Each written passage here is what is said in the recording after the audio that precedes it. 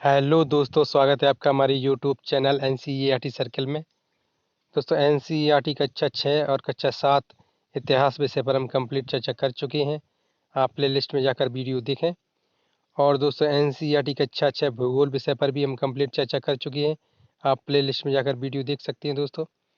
और दोस्तों, एनसीईआरटी कक्षा 7 भूगोल विषय पर हम चर्चा करने जा रहे हैं। दोस्तों एक महत्वपूर्ण बात, हमारे यूट्यूब चैनल एनसीईआरटी सर्कल में आपको कक्षा 6 से लेकर कक्षा 12 तक सभी विषयों की एनसीईआरटी पुस्तकों की वीडियोस मिलेंगी दोस्तों। तो बनी रहिए हमारे यूट्यूब चैनल एनसीईआरटी सर्कल पर दोस्तों शुरू करते हैं अध्याय पहला, कक्षा 7। ठीक है दोस्तों। तो दोस्तों यहाँ ये पर्यावरण नाम का पहला अध्याय है दोस्तों, और पर्यावरण भी भूगोल के अंतर्गत आता है दोस्तों। ठीक है, तो शुरू करते हैं दोस्तों। पर्यावरण। लंबी छुट्टी के बाद जब रवि स्कूल जा रहा था, तब उसने देखा कि उसके स्कूल के निकट के खेल के मैदान में खुदाई हो रही थी।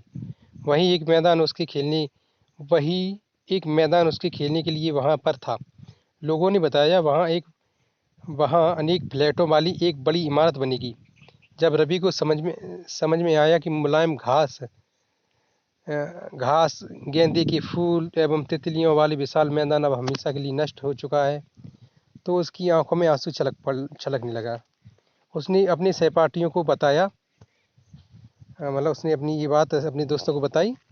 तो आगे देखते हैं। सुबह की सभा में प्राचार्य ने भी ये अपनी बहुत उदासी से कहा, देखो हमारा पर्यावरण कैसे बदल रहा है। तो दोस्तों ये कक्षा 7 का कोई छात्र है दोस्तों। ये छुट्टियों के बाद कहीं जा रहा था दोस्तों। तो उसने अपने स्कूल के आसपास से गुजरा होगा, तो उसने देखा कि उस स्कूल के स्थान पर खुदाई हो रही है। ठीक है, जो वहाँ पे मैदान था दोस्तों खेल का, जहाँ बच्चे खेलते होंगे स्कूल के। तो देखा उसने खुदाई हो रही है। उसने लोगों से पूछा, तो लोगों ने बताया कि यहाँ एक बहुत कमरों वाले मतलब फ्लैट बन रहा है, मतलब जैसे कि आम जगह पर बनती है, कोई सरकारी जगह होती है या कोई प्राइवेट जगह होती है, तो वहाँ पे जो बनते हैं ना इमारतें, वो बन रही हैं। तो उसकी आंखों में आंसू छलक आए। क्यों आए? उसने सोचा कि पहले हम यहाँ खेलते थे, हमारे दोस्त वगैरह खेलते थे, है ना, कितने घास का अच्छा मैदान था, यहाँ पे चिड़ियाँ तितलियाँ आती जाती रहती थी, है ना। तो ऐसी बचपन उसको मतलब अपनी पुरानी बातें याद आ गई, इसलिए उसकी आंखों में आंसू गए। उसने अपनी ये बातें अपने दोस्तों को बताई, तो दोस्तों ने भी फिर सुबह क्लास में गई होंगी, तो उन्होंने जो उनकी प्राचार्य थी, उन्होंने भी कहा थी कि हमारा पर्यावरण किस तरह से बदल रहा है। हाँ, तो ये सब हुआ। ठीक है, उसके बाद साथ ये जो कुछ भी हुआ उसके बारे में लिखा है। आगे कह रहे हैं कि दोस्तों, कक्षा में पहुंचकर रवि ने अपने शिक्षक से पूछा, पर्यावरण क्या है? जो कुछ भी आप अपने आसपास देखते हो, वही पर्यावरण है, शिक्षक ने कहा। ठीक है, शिक्षक ने कहा कि पर्यावरण जो कुछ भी आप अपने आसपास देखते हो, वही सब पर्यावरण है। ठीक है, होता भी है। रवि कहने लगा, इसका अर्थ है स्कूल भवन, मेज, कक्षा में रखी कुर्सियां, यहाँ तक कि खुला मैदान, सड़क, कूड़ादान, कूड़ा करकट, मेरे दोस्त, ये सभी हम पर्यावरण के अंग हैं। शिक्षक ने कहा, हाँ हाँ। ठीक है, लेकिन जरा रुको। शिक्षक ने कहा, कुछ वस्तुओं का निर्माण प्रकृति ने किया है, जैसे पर्वत, नदियाँ, पेड़, प्राणी, जबकि अन्य का निर्माण मानव ने किया है, जैसा सड़क, कार, कपड़े, किताब आदि। तो दोस्तों, प्रकृति ने निर्माण किया है, वो मुख्यतः रूप से पर्यावरण के अंग होंगे। और इंसानों ने जो आविष्कार की मतलब बनाया है या आविष्कार किया है, वो भी पर्यावरण के अंतर्गत आएंगे, लेकिन कुछ अपवाद भी हैं। ठीक है, आगे कह रहे हैं, अब दो अब दो दो छात्र मिलकर कार्य कीजिए। ये दोस्तों हो गया यहाँ तक। अपने निकट बैठे सहपाठी के साथ मिलकर प्रकृति एवं मानव द्वारा निर्मित वस्तुओं की सूची बनाइए। तो दोस्तों बच्चे अब होमवर्क टाइप का कह रहे हैं बच्चों से कि ये एक सूची बनाइए, उसमें मानव ने क्या क्या बनाया है वो उसकी सूची बनाइए, और जो प्रकृति में पहले से ही मौजूद था उसकी सूची बनाइए। ठीक है, रवि, परमजीत, जेसी, मुस्तफ़ा, आशा सभी यह सूची बनाने के लिए उत्सुक थे। इकबाल ने पूछा, हमारा पर्यावरण क्यों बदल रहा है? शिक्षक ने उत्तर दिया, ऐसा हमारी ज़रूरतों के कारण होता है, ये दिन प्रतिदिन बढ़ती रहती हैं। तो जो बच्चे थे वो अपनी सूची बना रहे थे, और एक बच्चा था, इकबाल, उसने पूछा, हमारा पर्यावरण क्यों बदल रहा है? तो शिक्षक ने कहा, ये हमारे इंसान की ज़रूरतों के लिए इंसान जो अपनी ज़रूरतों के लिए पर्यावरण के साथ मतलब लेन देन करता है, या यूँ कह सकते हैं इंसान अपनी ज़रूरतों के लिए पर्यावरण को बदल देता है ना। और भी परिभाषाएँ हैं, जैसे कि कह सकते हैं कि इंसानों द्वारा प्रकृति के साथ होने वाली एक्टिविटीज़ के कारण पर्यावरण बदल रहा है ना। और भी परिभाषा है, आप पर्यावरण की परिभाषा और भी हिसाब से लगा सकती हैं, और उसमें बदलाव की जो परिभाषा है उसको भी अपने हिसाब से लिख सकती हैं ना। किसी भी चीज़ की एक प्रॉपर डेफिनेशन नहीं होती दोस्तों, भाइयों मित्रों। आगे देखते हैं, ये पर्यावरण हमारे जीवन का मूल आधार है। यह हमें सांस लेने के लिए हवा, पीने के लिए जल, खाने के लिए भोजन एवं रहने के लिए भूमि प्रदान करता है। मानव इस प्राकृतिक पर्यावरण में कैसे रहता है, इसका कैसे परिवर्तन करता है दोस्तों। मानव इस प्राकृतिक पर्यावरण में कैसे परिवर्तन करता है। कार का धुआं वायु को प्रदूषित करती है, पानी को पात्र में एकत्रित किया जाता है, भोजन को बर्तनों में परोसा जाता है और भूमि पर कारखानों का निर्माण होता है। मगर मानव मील कारखाने एवं बर्तनों का निर्माण करता है। इस प्रकार से मानव प्रकृति के पर्यावरण में परिवर्तन करता है। ठीक है दोस्तों, और भी परिभाषाएं आप और भी बना सकते हैं,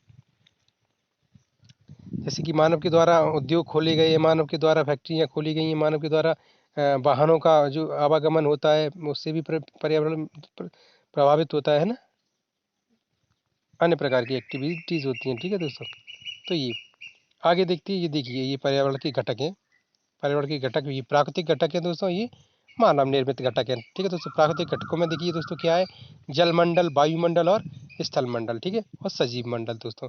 तो जलमंडल में क्या क्या आता है, यानी कि पानी के जीव जंतु हैं, पानी की पेड़ पौधे हैं दोस्तों, पानी में जो क्या कह सकते हैं, जो खनिज रसायन वगैरह हैं, केमिकल्स वगैरह, ये सब जलमंडल में आते हैं। वायु में देखिए, वायुमंडल में वायु की जो जो भी कुछ एक्टिविटीज़ होती हैं वायु में, जो वर्षा, मेघ, ओला पाला, ये सब वायुमंडल में आ जाते हैं। जल भी वायुमंडल में ही आता है कुछ कुछ। ठीक है, और ये देखिए स्थल मंडल में सब चीज़ें आ जाती हैं, नदियाँ, नाले, पहाड़, पर्वत, घर, मकान, पशु पक्षी, ये जीव जंतु, ये स्थल मंडल में आते हैं। ठीक है दोस्तों, और कुछ जल का कुछ हिस्सा भी स्थल मंडल में आता है। ठीक है, वायु का भी कुछ हिस्सा स्थल मंडल में आता है, तो ये रहती है। ठीक है, और ये देखिए सजीव मंडल में क्या क्या है, तो दोस्तों सजीव मंडल में दोस्तों सारे पेड़ पौधे और ये दोस्तों ये जीव जंतु सजीव मंडल में आ जाते हैं, यानी कि जैव मंडल। ठीक है, ये हो गया प्राकृतिक। ठीक है, पर्यावरण के प्राकृतिक घटक। ठीक है, और यहाँ देखिए इमारतें हैं मानव निर्मित घटकों में। इमारतें हैं, पार्क हैं और पुल वगैरह हैं, ब्रिज हैं, सड़कें हैं। ठीक है, और ये उद्योग है, स्मारक हैं दोस्तों, और भी आप अपने हिसाब से जोड़ सकते हैं कुछ। ठीक है, तो ये पर्यावरण के घटक हो गए दोस्तों। अब ये देखिए मानव के अंतर्गत क्या क्या आता है, तो दोस्तों व्यक्ति, परिवार, समुदाय, धर्म, शैक्षिक संस्थाएं, आर्थिक संस्थाएं दोस्तों, राजनैतिक स्थितियां। ठीक है, ये सब मानव के अंतर्गत ही आते हैं, मानव के भाग है। ठीक है, पर्यावरण के घटक ये सब, वैसे देखा जाए तो ये भी सब पर्यावरण के घटक ही है। अब देखिए जीवित और अजीवित, जीवित प्राणियों का संसार जैव पादक एवं जंतु है दोस्तों। ठीक है, और अजीवित निर्जीव पदार्थों का संसार जैव, जैसे कि स्थल। ठीक है, जिसमें कोई वस्तुएं हैं, जैसी कोई मतलब इंसानों के द्वारा बनाई गई इमारत है, कोई इंसानों के द्वारा कोई वस्तु है, जैसे कि टेबल, कुर्सी, मेज वगैरह है ना, आदि। इन सभी को मतलब पर्यावरण के अंतर्गत ही माना जाता है। ठीक है, आगे कह रहे हैं, इसलिए हम प्राकृतिक पर्यावरण वातावरण में परिवर्तन करते हैं और कभी कभी उसे नष्ट भी कर देते हैं। किस लिए, तो अपनी आवश्यकताओं के लिए, जैसे ऊपर बताया गया था। ऊपर के वार्तालाप से आप समझ गए होंगे कि किसी भी जीवित प्राणी के चारों ओर पाए जाने वाले लोग, स्थान, वस्तुएं एवं प्रकृति को पर्यावरण कहते हैं दोस्तों। ठीक है, यह प्राकृतिक एवं मानव निर्मित परिघटनाओं का मिश्रण है दोस्तों। ठीक है, ये प्राकृतिक एवं मानव निर्मित परिघटनाओं, यानी कि मानव के द्वारा एक्टिविटीज़ और प्राकृतिक एक्टिविटीज़ का मिश्रण है। ठीक है, आगे देखते हैं, प्राकृतिक पर्यावरण में पृथ्वी पर पाई जाने वाली जीवित एवं अजीवित दोनों परिस्थितियां सम्मिलित हैं। प्राकृतिक पर्यावरण में पृथ्वी पर पाई जाने वाली जीवित और अजीवित दोनों प्रकार की परिस्थितियां शामिल की जा सकती हैं या की जाती हैं। ठीक है, आगे कह रहे हैं कि जबकि मानवीय पर्यावरण में मानव की परस्पर क्रियाएं, उनकी गतिविधियां एवं उनके द्वारा बनाई गई रचनाएं सम्मिलित हैं। ठीक है, तो मानव क्रियाकलाप में, मानव पर्यावरण में ये सब शामिल आ जाती हैं। ठीक है, मानव द्वारा निर्मित। ठीक है, आगे देखते हैं, प्राकृतिक पर्यावरण में को अच्छे से समझते हैं। भूमि, जल, वायु, पेड़ पौधे एवं जीव जंतु मिलकर प्राकृतिक पर्यावरण बनाते हैं। क्या क्या? भूमि, जल, वायु, पेड़ पौधे एवं जीव जंतु मिलकर प्राकृतिक पर्यावरण बनाते हैं। स्थल मंडल, जल मंडल, वायुमंडल एवं जैव मंडल से आप पहले से ही परिचित होंगे। ठीक है, हमने अध्याय वो कक्षा 6 में पढ़ लिया है। ठीक है दोस्तों, आपने नहीं देखा तो आप जाकर देख सकते हैं। आगे देखते हैं, आइए अब हम इनके संबंध में कुछ और तथ्यों की जानकारी प्राप्त करते हैं। पृथ्वी की ठोस परपटी या कठोर ऊपरी परत को स्थल मंडल कहते हैं दोस्तों। ठीक है, पृथ्वी की ठोस परपटी, जिसे हम ठोस परपटी कहते हैं, और जो कठोर होती है उसे स्थल मंडल कहते हैं। ठीक है, यह चट्टानों एवं खनिजों से बनी होती है। ये चट्टानों एवं खनिज पदार्थों से बनी होती है। ठीक है, एवं मिट्टी की पतली परत से ढका होता है दोस्तों। यह मिट्टी की जो पतली परत होती है, उसके नीचे चट्टानें होती हैं, खनिज लवण होते हैं दोस्तों। ठीक है, और मिट्टी की पतली परत इसलिए होती है ताकि इंसानों के लिए उस पर खेती करने के लिए, ठीक है, अच्छा मतलब मृदा उपलब्ध हो सके। ठीक है, इंसान जिस पर खेती बाड़ी कर सके। ठीक है, और उस पर घास उगे जिससे पशु पक्षी अपना भोजन कर सके। ठीक है, पेड़ पौधों को उगने के लिए भी होती है। ठीक है, पतली परत नहीं कह सकते, मतलब कुछ अधिक पतली नहीं होती, इतनी पतली होती है कि पेड़ों की काफ़ी गहराई तक जड़ें भी समा जाती हैं उसमें।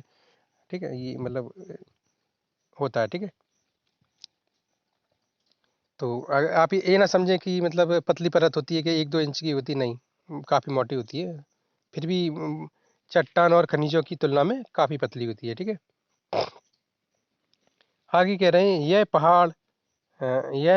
पहाड़, पठार, मैदान, घाटी आदि जैसी विभिन्न स्थलाकृतियों वाला विषम धरातल होता है। क्या? तो स्थल मंडल। ठीक है, स्थल मंडल पर पहाड़, पठार, मैदान, घाटी आदि संरचनाएं होती हैं। ठीक है, बोल रहे हैं, ये स्थलाकृतियां पहाड़, महाद्वीपों के अलावा महासागरों की स्थल की तरह महासागरों की सतह पर भी पाई जाती हैं।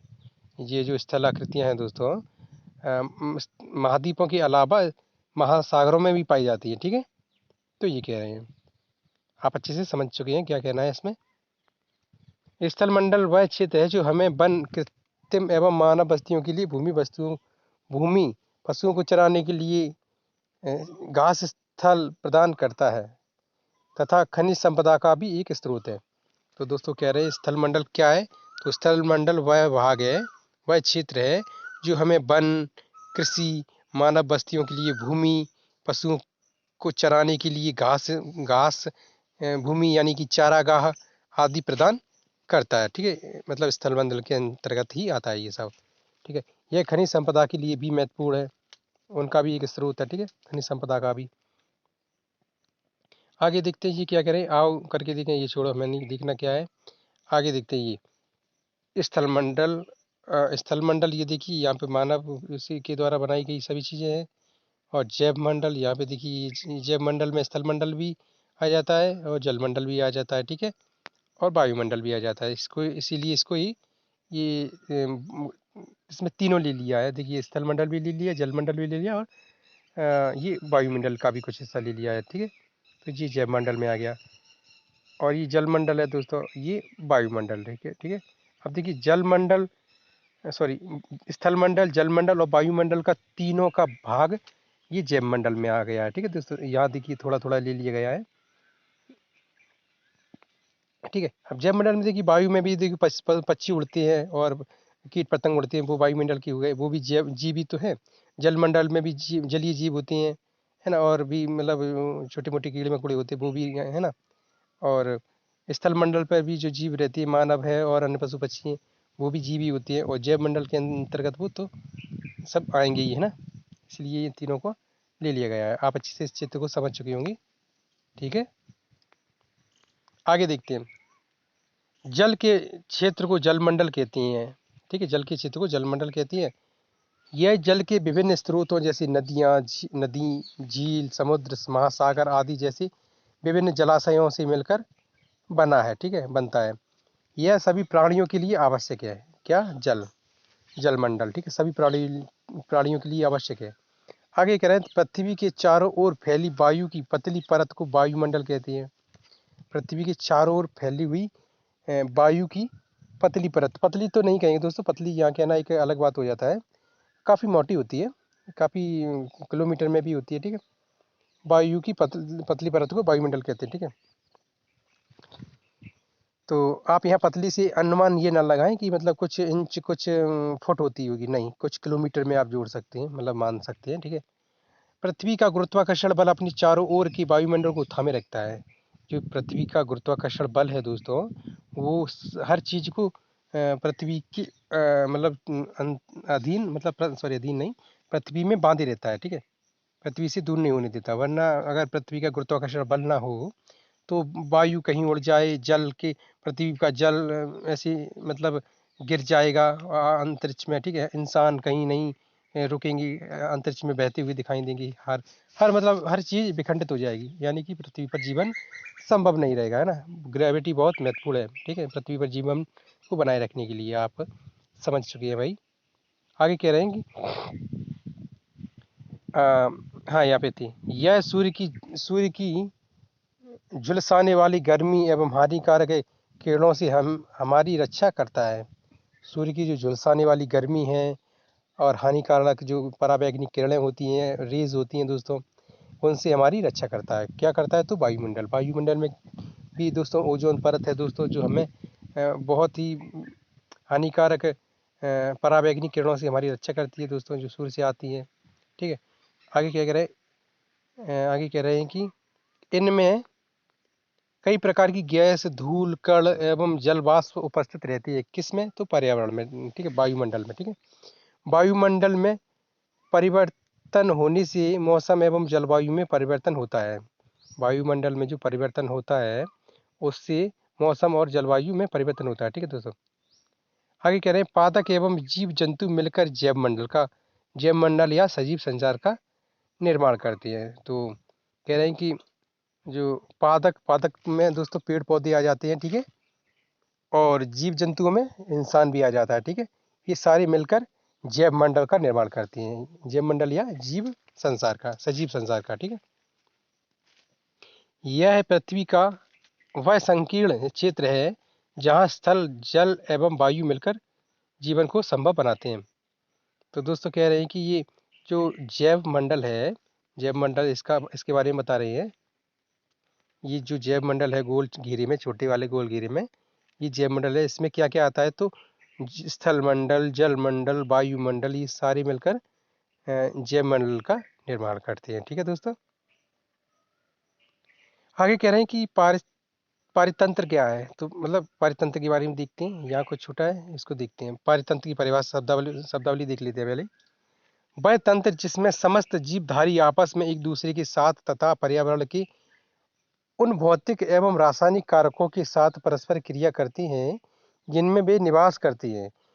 वे सब ऊर्जा और पदार्थ के स्थानांतर द्वारा संबंध हैं दोस्तों, ठीक है।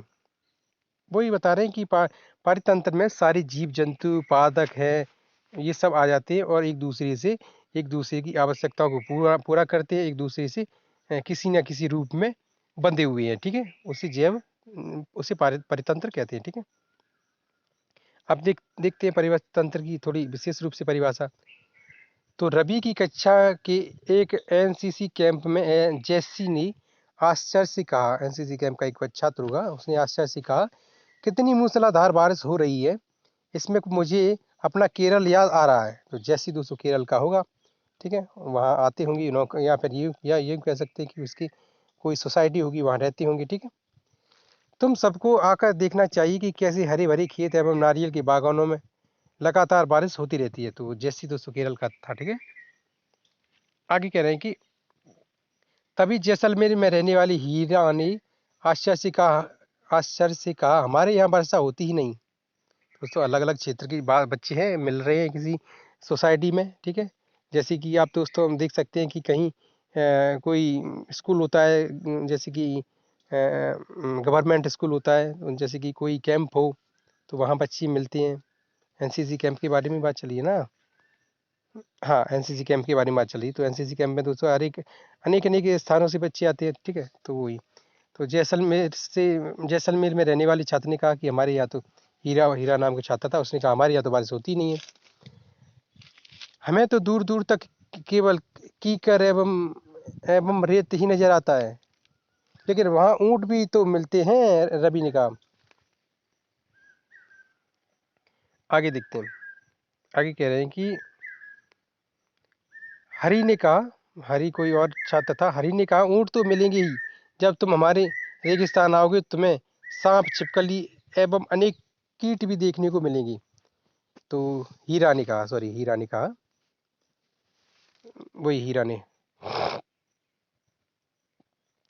ने कहा था क्या, तो ऊंट तो मिलेंगे ही, जब तुम हमारे यहाँ आओगे तो तुम्हें सांप, छिपकली एवं अनेक कीट भी मिलेंगे। रवि हैरत में पड़ गया। विभिन्न स्थानों पर पाए जाने वाले जीव जंतु, वनस्पति एवं लोगों की रहन सहन के तरीके इतनी भिन्न क्यों? क्या सभी का एक दूसरे के साथ संबंध है? उसने सोचा। बच्चे हैं दोस्तों, सोचते ही हैं। आखिर क्यों इतना बदलाव है एक स्थान से दूसरे स्थान पर लोगों का रहना सहना, रहन सहन और खाना पीना और पर्यावरण की जो स्थिति है उसमें इतना क्यों परिवर्तन है? बच्चे सोचते हैं। बिल्कुल, बहुत संबंध है, शिक्षक ने कहा। शिक्षक थे वहाँ, उन्होंने कहा बिल्कुल बहुत संबंध है। ठीक है, यहाँ देखिए कुछ छूटा है क्या? प्रत्येक वर्ष 5 जून को विश्व पर्यावरण दिवस के रूप में मनाया जाता है। ये आप दोस्तों याद कर लें। वस्तु विनिमय पद्धति यह वस्तु को की अदला बदली का व्यापार है, जिसमें धन का प्रयोग नहीं होता वस्तु विनिमय में। ठीक है दोस्तों, ये दोस्तों आप याद कर लें। ये वस्तु विनिमय द्वारा ही कुछ चीज़ें लेन देन कर रहे हैं, कुछ चीज़ों का। ठीक है, आगे देखते हैं, या कुछ छूटा तो नहीं ऊपर? नहीं छूटा, तो चलते हैं। हाँ, ये चित्र देख लेते हैं दोस्तों, ये क्या है? तो एक ताल का परितंत्र है दोस्तों। तालाब में क्या क्या रहता है? तालाब के आसपास गाय, भैंस, भेड़, बकरी भी होते हैं। ठीक है, और गाय तालाब में बतखें भी होती हैं। ठीक है, और अन्य जीव भी होते हैं, ये घास फूस भी होते हैं, पेड़ पौधे भी होते हैं। तो पारितंत्र है दोस्तों, ये एक दूसरे से संबंधित रखते हैं। ठीक है दोस्तों, आगे कह रहे हैं शिक्षक ने कहा था, क्या कहा था? तो शिक्षक ने कहा था बिल्कुल बहुत संबंध है। सभी पेड़ पौधे, जीव जंतु एवं मानव अपने आसपास के पर्यावरण पर आश्रित होते हैं। तो उन्होंने कहा कि सभी जीव जंतु और पेड़ पौधे और मतलब मानव अपने आसपास के पर्यावरण पर आश्रित रहता है। ठीक है, प्राय वे एक दूसरे पर भी आश्रित हैं। जीवधारियों का आपसी एवं अपने आसपास के पर्यावरण के बीच का संबंध ही पारितंत्र का निर्माण करता है। ठीक है, जो जीव जंतुओं का आपस में संबंध है वही पर्यावरण का निर्माण करता है, पारिस्थितिक तंत्र का निर्माण करता है। ठीक है, आगे कह रहे हैं वे एक दूसरे पर ही आश्रित हैं। जीवधारियों का आपसी एवं अपने आसपास के पर्यावरण के बीच संबंध ही पारितंत्र का निर्माण करता है। यहाँ तक पढ़ लिया था हमने। आगे कह रहे हैं अधिक वर्षा वाले वन, घास स्थल, रेगिस्तान, पर्वत, झील, नदी, महासागर में छोटे से छोटे तालाब का भी एक परितंत्र हो सकता है। कह रहे हैं कि जो भी मतलब आकृतियाँ होती हैं, स्थल आकृतियाँ, जैसे कि वर्षा वाला वन, घास का स्थल, रेगिस्तान, पर्वत, झील, नदी, महासागर, और या फिर छोटे से छोटा तालाब ही क्यों ना हो, उनका अपना खुद का परितंत्र होता है, हो सकता है, या होता ही है। क्या आपको लगता है कि जिस पार्क में रवि व उसके मित्र खेलते थे वह भी एक परितंत्र बनाता था? बिल्कुल बनाता था। ठीक है, आगे कह रहे हैं कि मानवीय पर्यावरण को देखते हैं दोस्तों। तो मानव अपने पर्यावरण के साथ पारस्परिक क्रिया करता है और और उसमें अपनी आवश्यकताओं के अनुसार परिवर्तन करता है, और उसमें अपनी आवश्यकताओं के अनुसार परिवर्तन भी कर लेता है। मानव अपने आसपास अनेक क्रियाकलाप करता है दोस्तों, जो भी कुछ उसकी आवश्यकताएं होती हैं उसको लेकर। ठीक है, और अपनी आवश्यकताओं के अनुसार वह उसमें परिवर्तन कर देता है। ठीक है, जैसे कि किसी पार्क में इंसान रहता है, उसे किसी प्रकार की लकड़ी की ज़रूरत पड़ी तो अपनी आसपास के पेड़ पौधों से लेगा दोस्तों, या किसी घास की ज़रूरत पड़ी अपनी बकरी को खिलाने के लिए, गाय भैंस को खिलाने के लिए, तो वहाँ से काटेगा। यानी कि उस पर डिपेंड है ना, उसमें परिवर्तन कर रहा है ना वो। या किसी को फल की ज़रूरत है, उसे किसी को फल खाना है तो पेड़ पौधों से फल तोड़कर खाएगा दोस्तों, तो उसमें भी परिवर्तन हुआ कि नहीं? किसी को फूल की ज़रूरत है माला बनाने के लिए, तो वो उसमें से फूल तोड़ेगा, तो ये भी परिवर्तन हो रहा है कि नहीं? हर एक्टिविटी हो रही है ना ये सब। आगे कह रहे हैं कि प्रारंभ, यहाँ पे था, कहाँ पर थे हम, या था, उनका जीवन सरल था, नहीं, प्रारंभिक मानव ने स्वयं को प्रकृति के अनुरूप बना लिया था, उसका जीवन सरल था एवं आसपास की प्रकृति से उसकी आवश्यकताएं पूरी हो सकती थी। समय के साथ साथ कई प्रकार की आवश्यकताएं बढ़ी, ठीक है। मानव ने पर्यावरण के उपयोग और उसके परिवर्तन करने की कई तरीके सीख लिए। कह रहे हैं दोस्तों, शुरुआती मानव, आप इतिहास में जाकर पढ़ें, एनसीईआरटी की जो 55 का इतिहास है उसमें पढ़ सकते हैं। शुरुआत में मानव का जीवन सरल था और वो पर्यावरण के साथ अधिक छेड़छाड़ नहीं कर रहा था, ठीक है। और धीरे धीरे उसने मतलब अपनी अधिक से अधिक आवश्यकताओं को महसूस किया, तो उसने पर्यावरण के साथ फिर क्रियाकलाप एक्टिविटीज़ करना शुरू किया दोस्तों, है ना।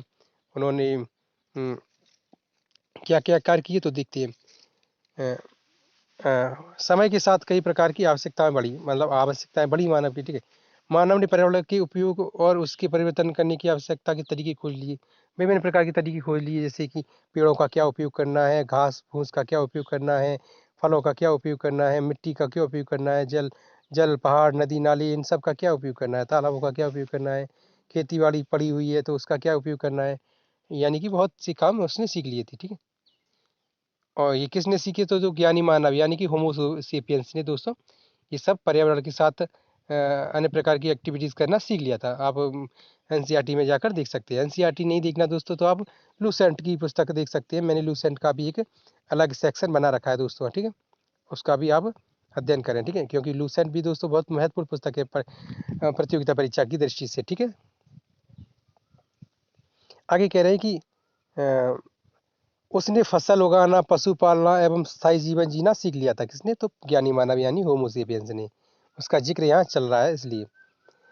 आगे कह रहे हैं पहिए का आविष्कार हुआ, आवश्यकता से अधिक अन्न उपजाया गया, वस्तु विनिमय पद्धति का विकास हुआ दोस्तों। जैसे कि किसी मानव ने किसी जगह पर आम उगाए, किसी मानव ने आम तो नहीं, पेड़ पौधे उसमें टाइम लगता है, यानी कि उसके पास आम का खेत होगा, आम का पेड़ होगा, ठीक है, बागान होगी, तो उसने मतलब वो आम उगाए, आम ही ले लेते हैं उदाहरण के लिए, ठीक है।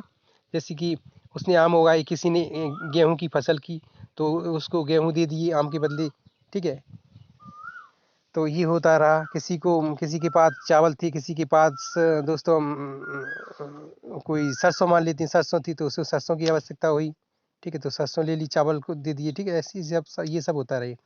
कोई शिकार करके हिरन को मार कर लेके आया या कोई अन्य पशु को मार कर लेके आया शिकार के लिए, उसने उसके बदले गेहूं ले लिए, शिकार मांस दे दिया दोस्तों, है ना। तो ये सब एक्टिविटी हुई, ठीक है, उसको आवश्यकता पड़ती नहीं, ये सब हुआ। इसलिए मानव ने पर्यावरण के साथ क्या कहते हैं वो परिवर्तन शुरू कर दिए। आगे कह रहे हैं कि आवश्यकता से अधिक अन्न उपजाया गया, वस्तु विनिमय की पद्धति का विकास हुआ, व्यापार आरंभ हुआ एवं वाणिज्य का विकास हुआ। वाणिज्य यानी कि जो व्यापार के कार्य होते हैं वो उनका विकास हुआ। औद्योगिक क्रांति से बड़े पैमाने पर उत्पादन प्रारंभ हो गया दोस्तों, जो इंडस्ट्री रेवोल्यूशन हुआ दोस्तों, इसके ऊपर भी हम वीडियो बनाएंगे, क्योंकि आगे चलकर 11 बार 9वीं 10वीं 11वीं 12वीं में ये सब पढ़ना है हमें दोस्तों, है ना। इसके ऊपर प्रॉपर वीडियो बनेंगे दोस्तों और बहुत अच्छे से आपको कंटेंट मिलेंगे दोस्तों, है ना।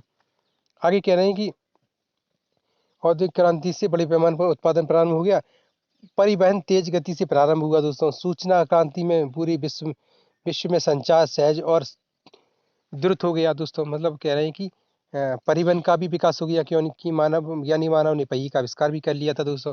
धीरे धीरे काफ़ी लंबा टाइम लगता है दोस्तों, एक दिन में 2 दिन में या 1-2 साल में नहीं होता दोस्तों, ये काफ़ी लंबा टाइम लगता है, यानी यूँ कह सकते हैं हज़ारों साल लगते हैं, ठीक है। सूचना क्रांति जैसे कि सूचना का भी विकास होने लगा दोस्तों, यानी कि जो संचार के माध्यम थे दोस्तों, ठीक है, उनका भी अभी विकास हुआ, तो एक स्थान से दूसरे स्थान पर लोगों को जानकारियाँ मिलने लगी, है ना। आगे कह रहे हैं कि क्या आप जानते हैं कि आप गर्मी में रसीला तरबूज एवं सर्दी में भुनी हुई मूंगफली खाना क्यों पसंद करते हैं? क्यों पसंद करते हैं, तो मौसम के प्रभाव से बचने के लिए, और मौसम ये फसलें उस समय मौसम के हिसाब से पैदा भी होती हैं, ठीक है दोस्तों। और हमें मतलब उस सीजन में उस मौसम से बचने के लिए मददगार भी होती हैं दोस्तों, है ना। तो इसलिए, ठीक है, और भी वजह हो सकती हैं, आप देख सकते हैं। प्राकृतिक एवं मानवीय पर्यावरण के बीच सही संतुलन होना आवश्यक है। कह रहे हैं कि जो प्रकृति है, हमारी प्राकृतिक वातावरण है, उसके बीच और मानव के बीच एक सही संतुलन होना आवश्यक है। अगर ये संतुलन बिगड़ा तो मानव को बहुत ही बुरी स्थिति से गुजरना पड़ेगा, या यूँ कहे कि मानव को अपना जीवन भी खोना पड़े, है ना। बहुत सी जगह होता भी है दोस्तों, जीवन खोना पड़ता है दोस्तों मानव को।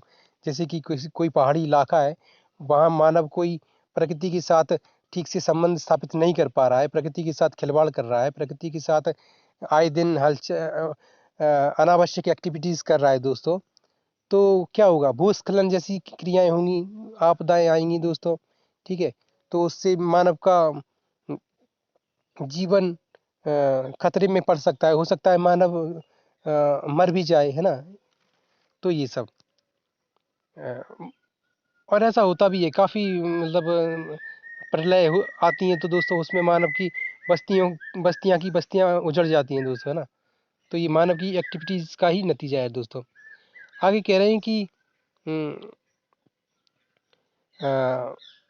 मानव को पर्यावरण के साथ समरसता से रहना एवं उसका उपयोग सीखना चाहिए दोस्तों, है ना। रवि की कक्षा में मिजोरम की एक लड़की है नूरी, वह अक्सर अपने स्थान की हरियाली की बात करती रहती है।